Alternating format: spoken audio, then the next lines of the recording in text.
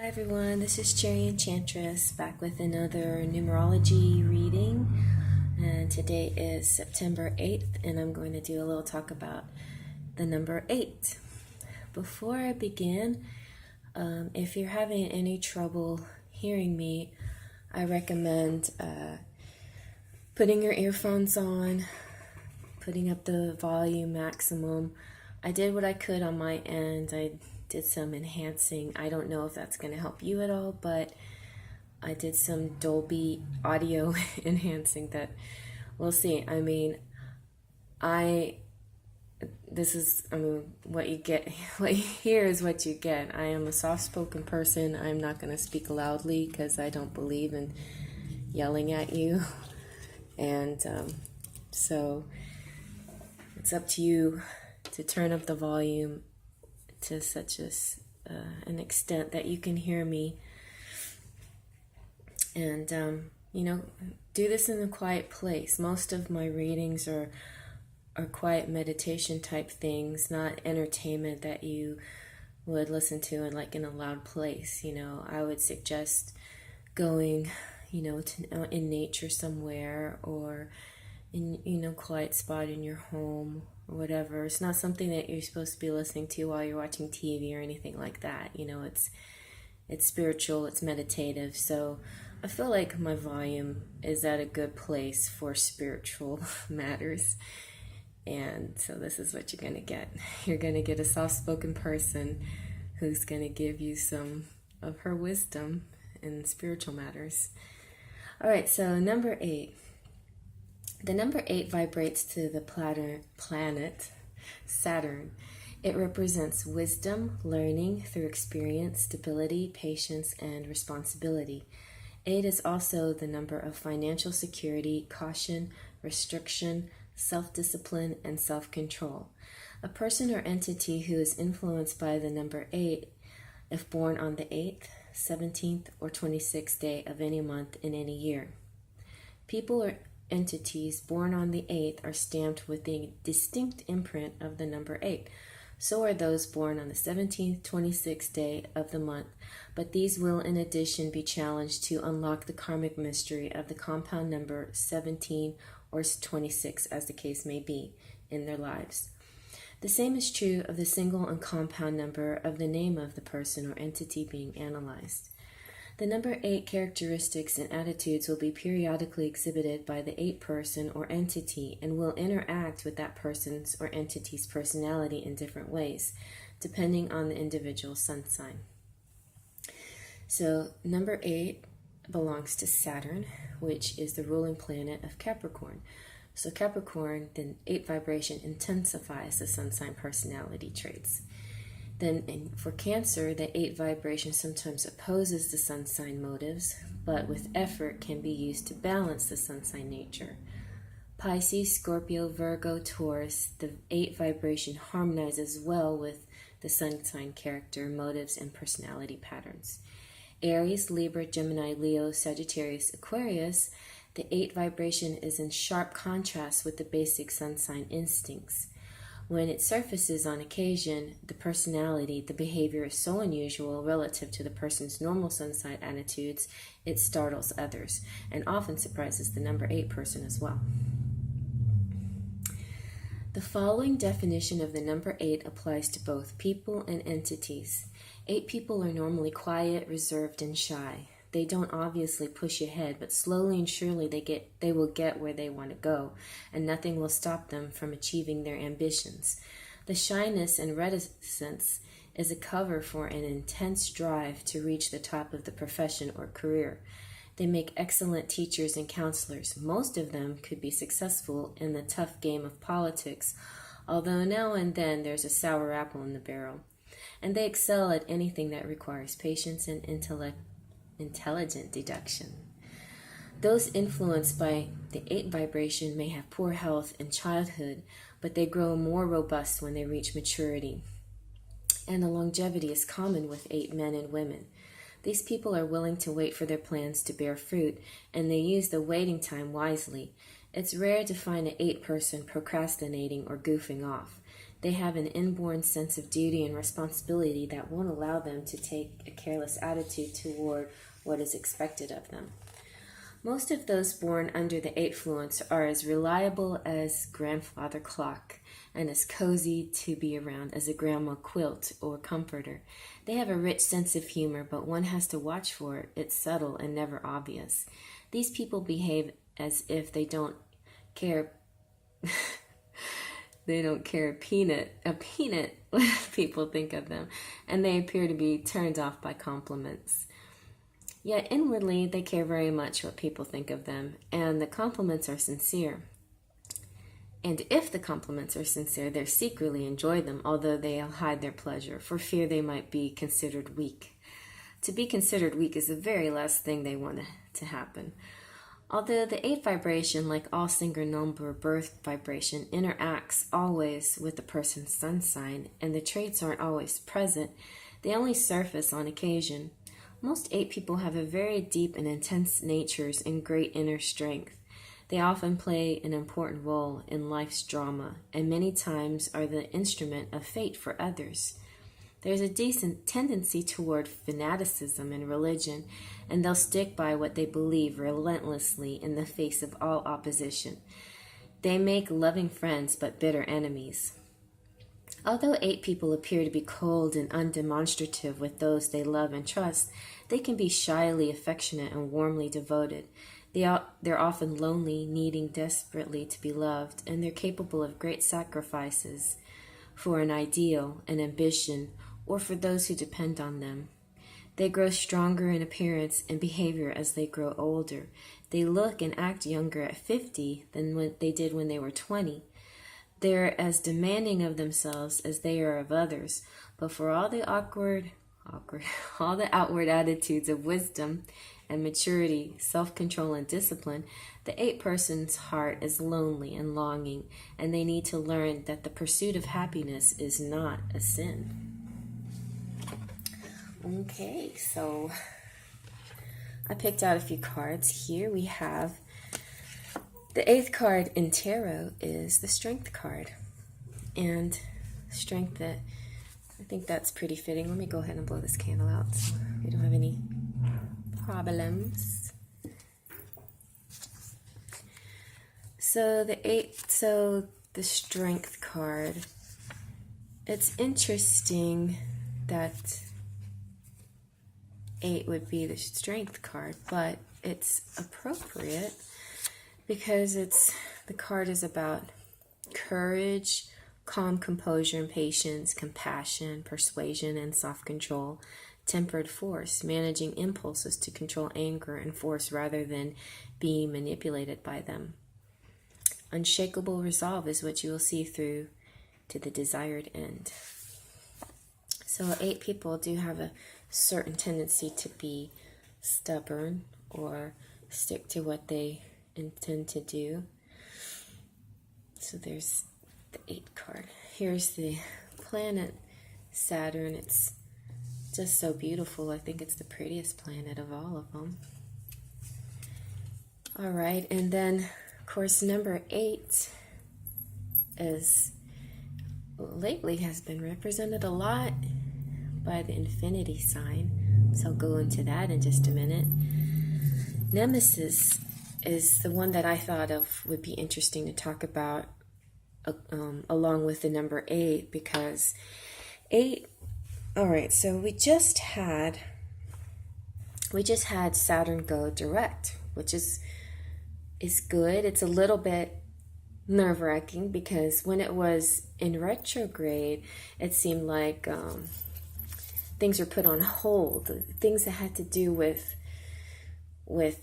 karma, justice, with the soulmate situation, with past life situation. And now that it's direct, it's like we're having to face some truths. And these truths can be a little bit scary, like when you uncover them and you have to really think, well, what is it that I need to do? What is it that I want? What kind of changes should I make? What doesn't serve me?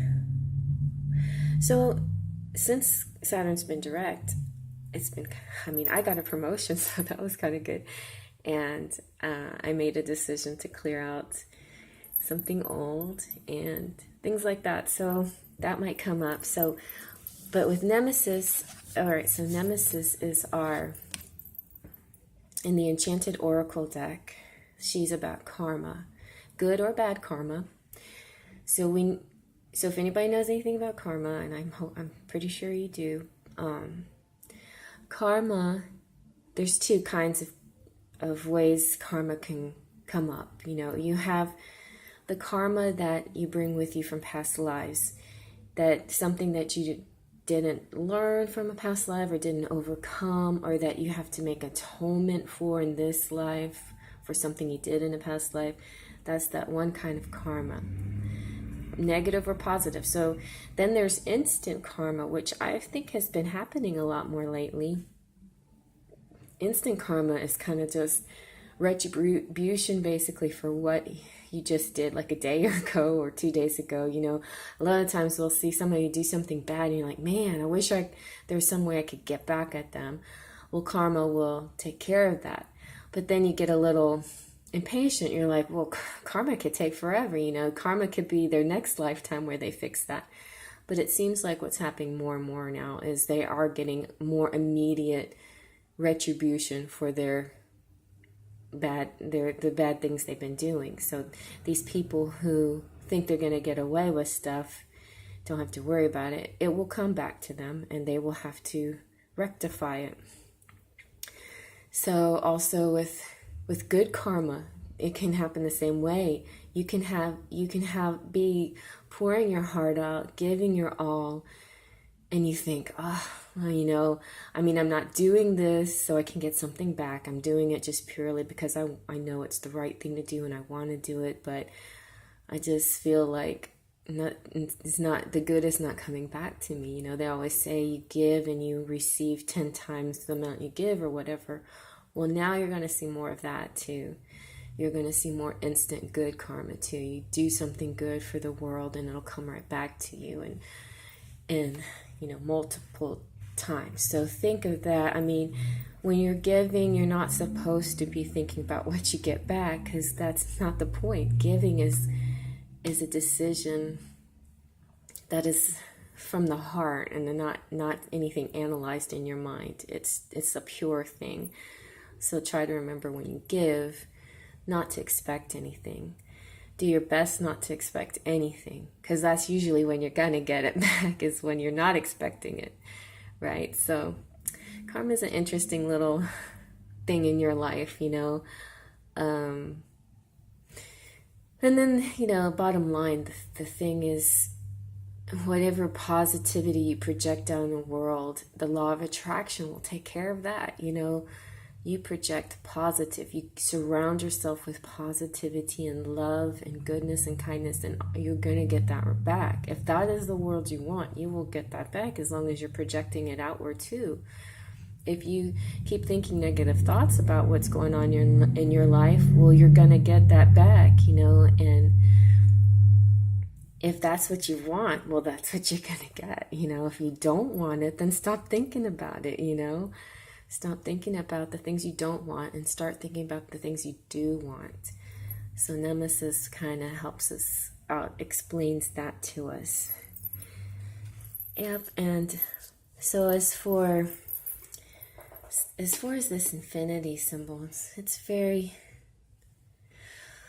something that you have to ponder. Okay, so it's like two holes and being one. Like this is one symbol, right?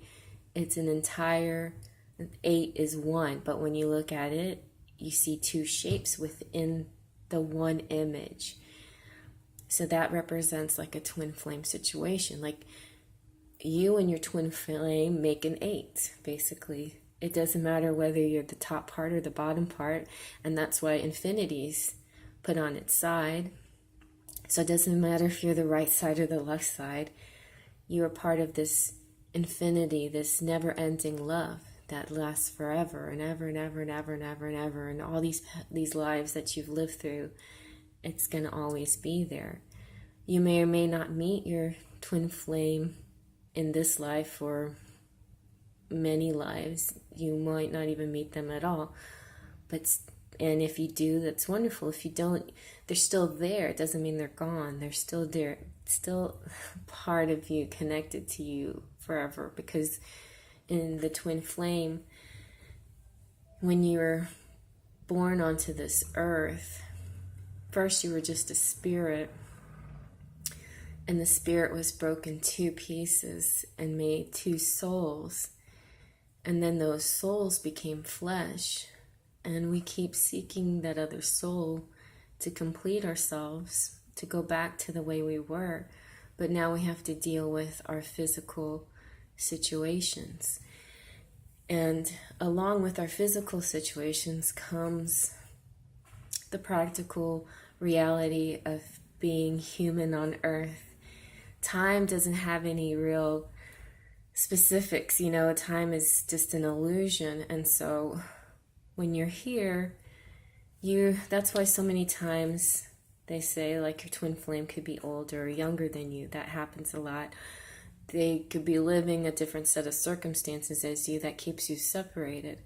So in a past life, maybe you were closer in age, or maybe you were opposite races, or something that could have caused a separation issue then, and now you've reincarnated, but now maybe he's much older than you, and you didn't realize he was the one until you were already married and had kids and stuff, and you have this attraction to him. Now what do you do? Now what do you do when you're in this situation and you've met your soulmate, but now you're going through your karmic situation? So these kinds of issues come up because they're part of our learning process and part of the karma that we have to overcome.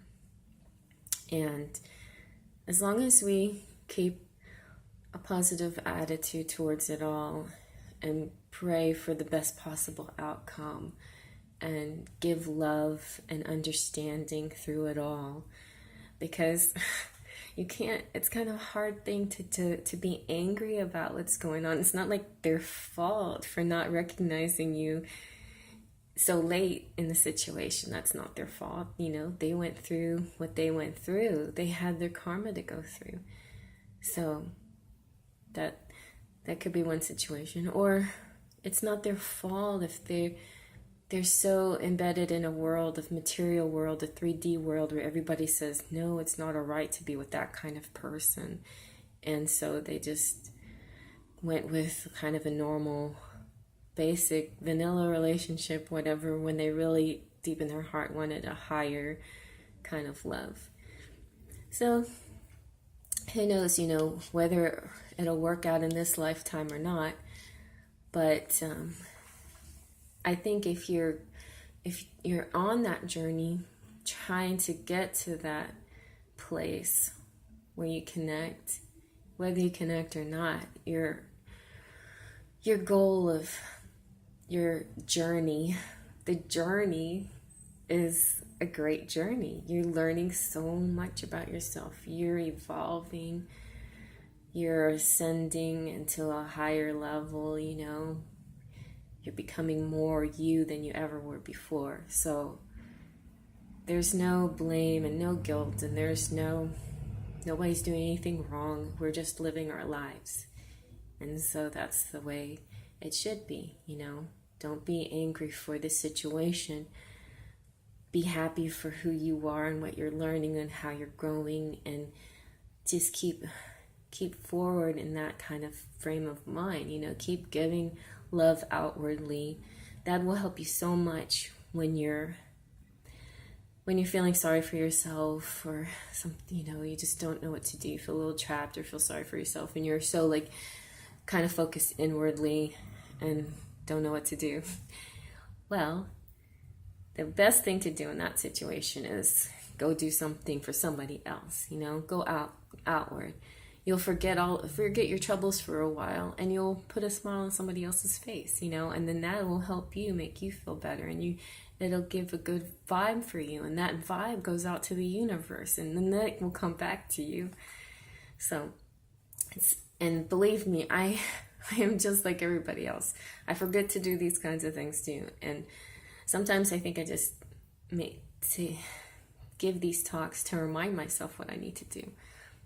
But we're all in the similar process. Some of us are a little further along than others, but we're all trying to learn and grow and be the best people we can be, so we can be the best whole we can be, and heal each other and heal the planet and be a better place.